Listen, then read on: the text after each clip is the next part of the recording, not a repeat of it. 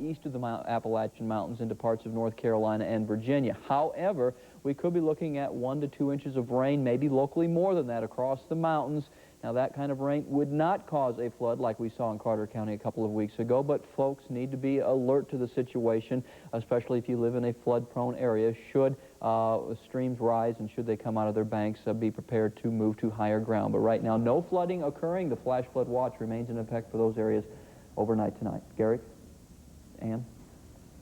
Okay, thank you, Dave. The rain is a big concern for folks in Carter County. Just 2 weeks ago, flooding killed 7 people and did serious damage there. But work being done because of that flooding may actually help prevent damage in the future. Today, contractors are clearing rocks, trees, and debris from creek beds. It's part of a combined local and federally funded emergency watershed project. Reopen the channels to remove the debris and any of the wash materials that have come in because of the flood, to make the channel open to where it'll carry the water without causing any problems. With more than 60 miles of streams, the project will take several months. 3 people state to see devastation left behind from floodwaters in Carter County. Good evening, I'm Lisa Kaplan. I'm Al Clench. The Vice President toured by air and land today to see the damage Mother Nature left behind. News Channel 11 has extensive coverage of Gore's visits. We begin with News Channel 11's A.J. Sterling. She was the only reporter allowed to tour with the Vice President today by helicopter. She spent most of her day with Gore and has details of his tour. Hey, Early this morning, Vice President Al Gore got an aerial view of the devastation left by the floods 2 weeks ago. Much of it has been cleaned up, but the remains still left an impact on the native Tennesseans. Some disasters have a special impact and an unusual character that really calls out for extra attention, and I felt like this was one of them. Damages are now up to $28 million. This was the first time the VP saw why the figure is so high. It really drives home the human impact of what these families have suffered. Gore visited with some of those who lost family members in the flood. Understandably, those meetings were private. He then visited Cloudland Elementary, a school which remains closed after high waters swept through. Well, then you got mine in here. Look at that. Gore has been criticized for not visiting East Tennessee sooner. He says it was recommended he wait until cleanup crews weren't so buried. You don't want to slow down the backhoes and the front-end loaders and the Red Cross vehicles, and so you need to pick your timing so that you're not going to interfere with the relief efforts. The Vice President did bring some good news with him. He announced $35,000 in additional funding thanks to the Department of Agriculture. The money will help restore the fresh water supplies. And money from the Department of Housing and Urban Development is now also in place. They are authorizing the immediate availability of $43 million in HUD assistance that was already appropriated to the state. With that said, the VP headed home on Air Force 2. In Blountville, A.J. Sterling, News Channel 11. The Vice President also said his trip here was to call the nation's attention to the loss of life and property in our region. We saw a much different picture of the town today, since much of the debris has been cleared. We continue our team coverage of Gore's visit with News Channel 11's Christine Sorensen. She has the community's mixed reaction to the Vice President's stop. So you all have been doing this kind of thing for all of us. The mud splattered across the walls and floors. Desks and chairs are the only obvious clues of what was once a school filled with 3 feet of water. What's your name? Hey, Sydney, give me a high five. There you go. The community gathered outside the school to see what the Vice President of the United States could do to help their flood-ravaged school. Many of them were thankful for his presence here. Oh, I think it was great that he would care enough to come to a little community like this, and we're real thankful for everything that everybody did for us. I think it was nice that he took the time to come down here and just shake our hands and stuff.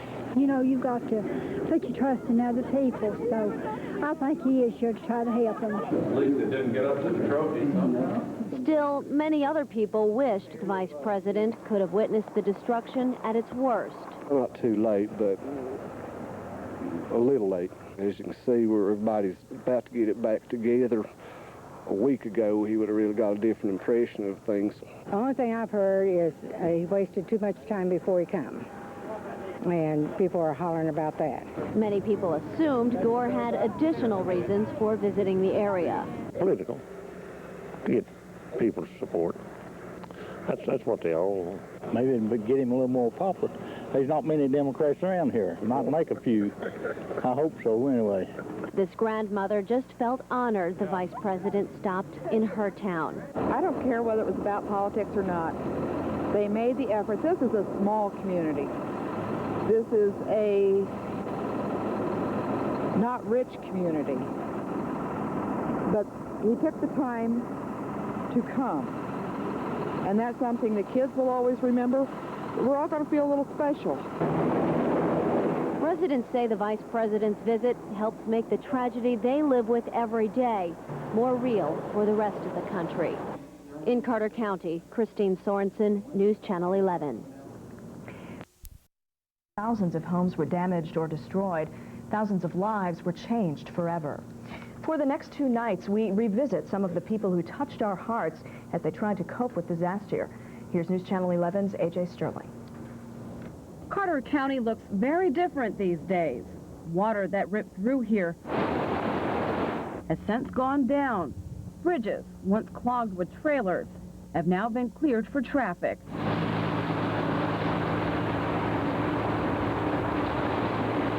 What once looked like a war zone is finally resembling what has been home to so many people. For Carter County residents like Jim Murphy, the floods almost cost him his livelihood. Jim has been the owner of Smoky Mountain Trout Farm for over 15 years.